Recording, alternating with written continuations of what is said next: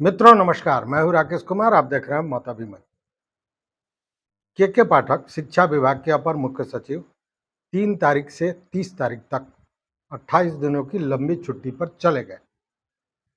छुट्टी पर जाने को लेकर बाज़ाब्ते अधिसूचना भी बिहार सरकार ने जारी कर दी और उनके जगह पर जो मुख्यमंत्री के प्रधान सचिव हैं डॉक्टर एस सिद्धार्थ, उनको उनको शिक्षा विभाग के अपर मुख्य सचिव के कार्य को देखना है उनकी अनुपस्थिति में। लेकिन जैसे ही उनकी बात आई तो तमाम तरह की बातें हमने देखी। कई पत्रकार मित्रों को देखा जिन्होंने एक तरह से कहें कि शिक्षकों को डराने का काम किया। कई मित्रों ने उन्हें दूसरे ढंग से पेश किया। माने हर कोई अपने अपने हिसाब से चीज़ों को बताने लगा।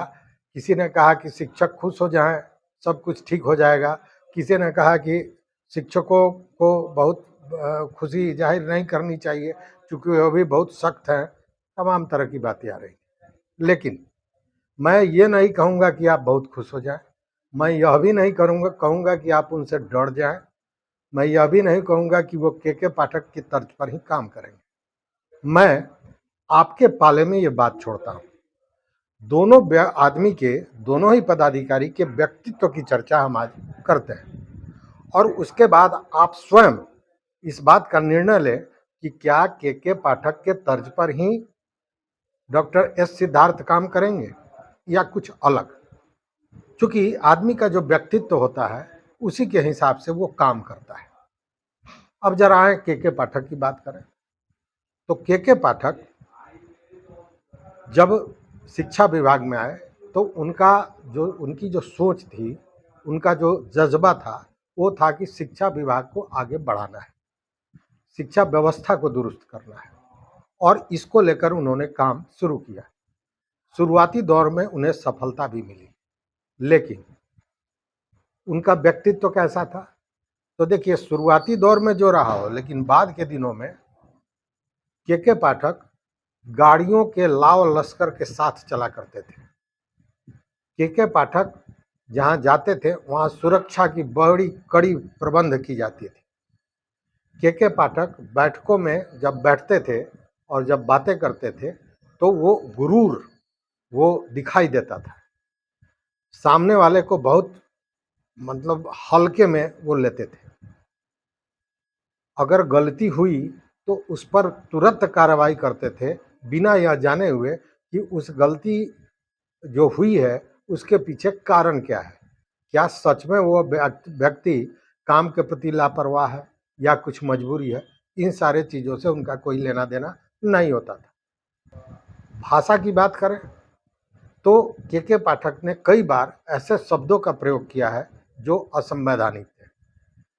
और सबसे बड़ी बात कि के पाठक ने कभी भी व्यवहारिक ढंग से चीज़ों को नहीं लिया।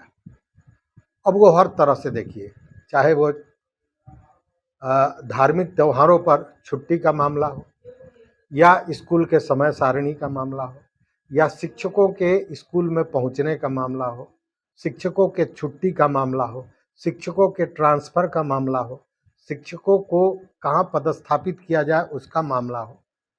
कई ऐसे क्षेत्र थे जहाँ पे उनका जो निर्णय था वो अव्यवहारिक था। यह दूसरी बात कि वह किसी की नहीं सुनते थे, चाहे वो मुख्यमंत्री हो या राज्यपाल हो। यह भी तल्खियाँ आपने देखी होगी। और केवल शिक्षक ही नहीं, विश्वविद्यालयों के साथ भी उनकी तल्खी उसी तरह रही। मतलब कि ये उनके व्यवहार में था, ये उनके व्यक्तित्व में था, ये सारी चीज़ें। अब जरा इसका कंपैरिजन करें हम डॉक्टर एस सिद्धार्थ से। तो डॉक्टर एस सिद्धार्थ का को माना जाता है कि उनका जो व्यक्तित्व है उसमें सबसे बड़ी बात है सादगी। वो दिखावा कभी नहीं करते हैं और गुरूर नाम का कोई चीज़ उनके व्यक्तित्व में नहीं है। अब देखिए दोनों में कितना अंतर, दोनों एकदम उत्तरी ध्रुव और दक्षिणी ध्रुव। एक आदमी गुरूर से भरा हुआ, एक आदमी सादगी के नाम पे गाड़ियों के काफिले के साथ जाना, माला पहनना, शरीर पे उनके फूल छीटा जा रहा है उनके स्वागत में, भाषण माने एक एक यूँ कहें कि सेलिब्रिटी जैसा या बड़े नेता का जो होता है रुतबा, उसका देखना। दूसरी ओर एस सिद्धार्थ के कई ऐसे चित्र, कई ऐसे फोटो आप देख सकेंगे जिसमें वो रिक्शा की सवारी कर रहे हैं।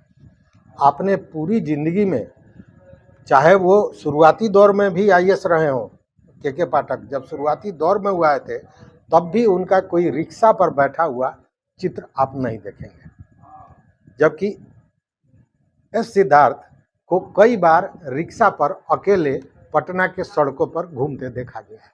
चाय के शौकीन हैं एस सिद्धार्थ, तो उनका वो भी चित्र आया था कि चाय पीने के लिए वो किसी 5 सितारा होटल में नहीं जाते, वो चाय की टपरी पर, जो चाय का ठेला होता है, वहाँ पे ज़मीन पे बैठ के वो चाय पीते भी उनका चित्र वायरल हुआ था।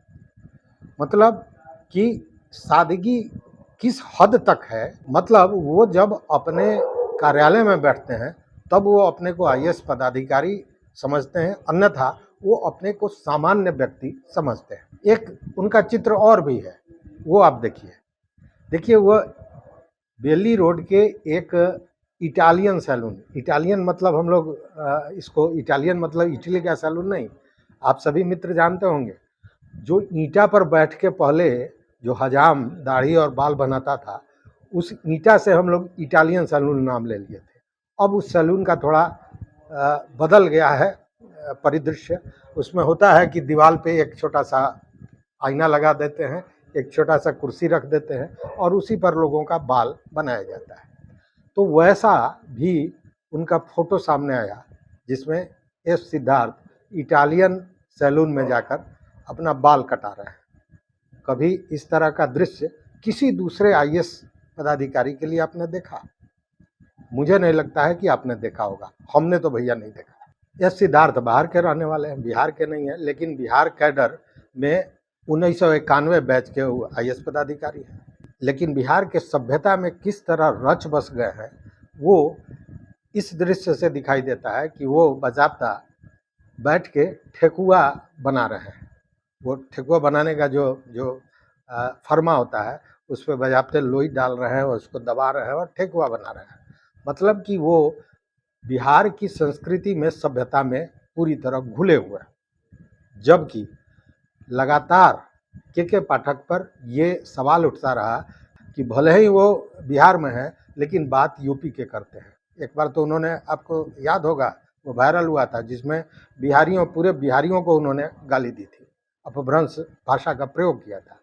वहीं संस्कृति में कितने घुले मिले हैं एस सिद्धार्थ कि यहाँ का सबसे बड़ा पर्व होता है छठ, और छठ में ठेकुआ बनाया जाता है, तो अपने हाथ से ठेकुआ बना रहे हैं। मोटरसाइकिल चलाना उनका शौक है, तो कई बार देखा गया है कि मोटरसाइकिल पर काला पैंट और सफ़ेद शर्ट पहन के मोटरसाइकिल की सवारी वो अकेले, कोई तामझाम नहीं, कोई सुरक्षा गार्ड नहीं, वो पटना के सड़कों पर दिखाई दे जाते हैं। सड़क किनारे जो ठेले होते हैं गोलगप्पे के, चाट के, उस पर उनको खाने में कोई परहेज नहीं है।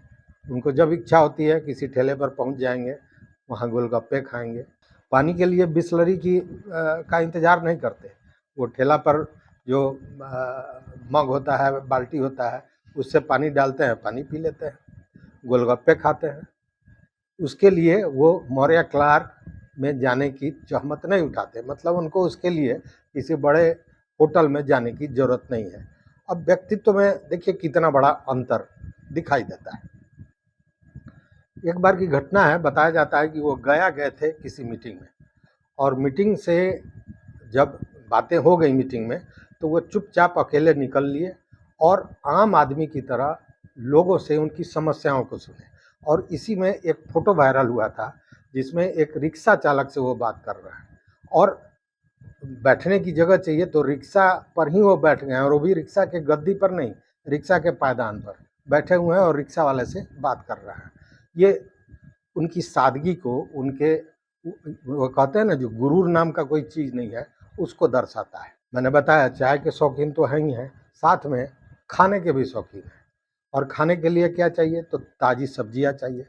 तो सब्जियां खुद लाते हैं और बाज़ाब्ता सब्जी की दुकान पे नीचे बैठ के एक एक सब्जी को चुन के लाना, ये उनके शौक में है, वो सब्जी खुद खरीदते हैं।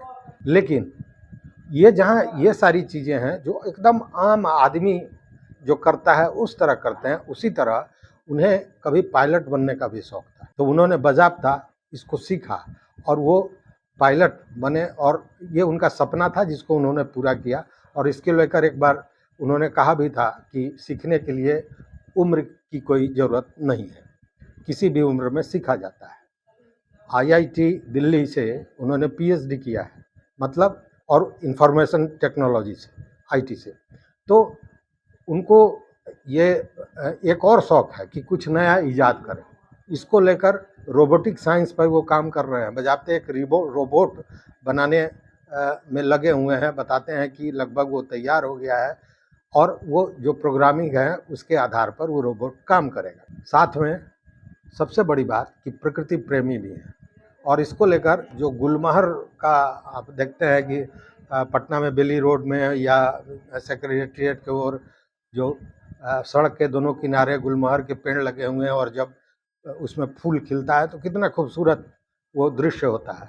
तो उसका उन्होंने एक वीडियोग्राफी किया था। उससे ये लगता है कि उनको प्रकृति से भी प्रेम है। अब ये उनके व्यक्तित्व के बारे में हमने आपको बताया। दूसरी बात कि पदाधिकारी के रूप में नियम के अनुसार काम करना, लेकिन सहृदयता के साथ व्यवहारिक पक्ष को लेते हुए, क्योंकि जो आदमी जमीन से इस तरह जुड़ा होगा स्वाभाविक है कि वो व्यवहारिक होगा। अब दोनों पदाधिकारियों के व्यक्तित्व में जो अंतर था वो मैंने आपके सामने रख दिया। अब इसके बाद आप ये सोचिए कि क्या एस सिद्धार्थ भी के पाठक जैसे अव्यवहारिक आदेशों को देंगे? क्या उस तरह का काम करेंगे? मुझे तो नहीं लगता है। मुझे नहीं लगता है कि के पाठक की तरह सीधे वो जो कहते हैं ना कि भेड़ की तरह जिधर सर उठाया दौड़ गया उधर दौड़ाता चला गया, वो स्थिति एस सिद्धार्थ की कभी नहीं होगी।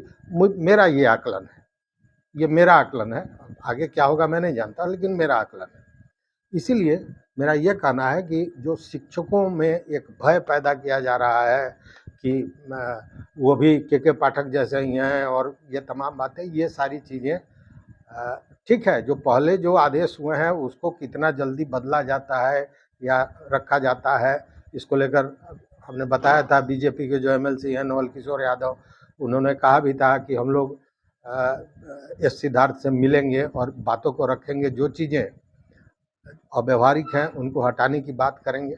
तो चारों तरफ से ये बातें आ रही हैं, लेकिन जो एक जिद, जो एक गुरूर, जो एक मैं का भाव के पाठक में था, वो कोई भी चीज़ एस सिद्धार्थ में नहीं है। ऐसे में आप खुद आकलन कीजिए कि शिक्षकों के हक में होंगे या शिक्षकों का विरोध करेंगे। इस वीडियो में बस इतना ही। देखते रहिए मत अभिमत। मित्रों, चैनल पर नए हों या चैनल को अब तक सब्सक्राइब नहीं किया है तो निश्चित रूप से सब्सक्राइब कीजिए, क्योंकि हम आपके सामने केवल सच और सच ही लाते हैं। देखते रहिए मत अभिमत। बहुत बहुत धन्यवाद। बहुत बहुत धन्यवाद।